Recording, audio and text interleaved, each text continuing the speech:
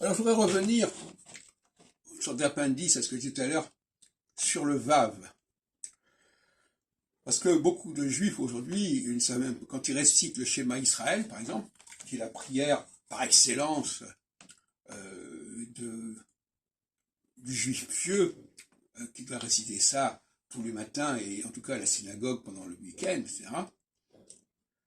Si vous prenez les premières phrases, schéma Israël Adonai, hein, Ve'afta et Adonai Elohech. Ve'afta.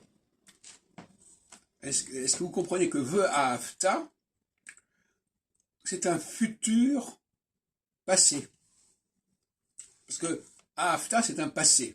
Mais comme c'est précédé de Ve, ça devient un futur et l'impératif. Je ne sais pas s'il y a beaucoup de juifs pratiquants qui récitent constamment cette formule, qui comprennent qu'on est en face d'un texte où il y a un renversement. C'est-à-dire que le futur est un passé, le passé devient un futur. Comme d'ailleurs dans la Bible, Vayomer, Elohim, etc., il a dit, c'est un futur qui est en réalité un passé.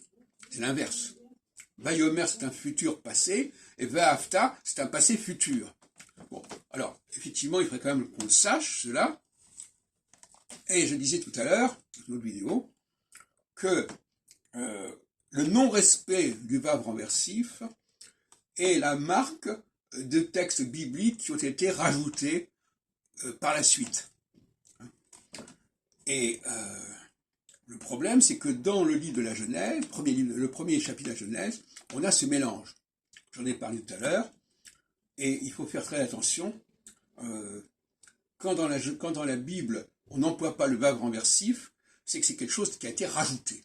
Le Vav renversif est la marque de la forme la plus ancienne de la Bible.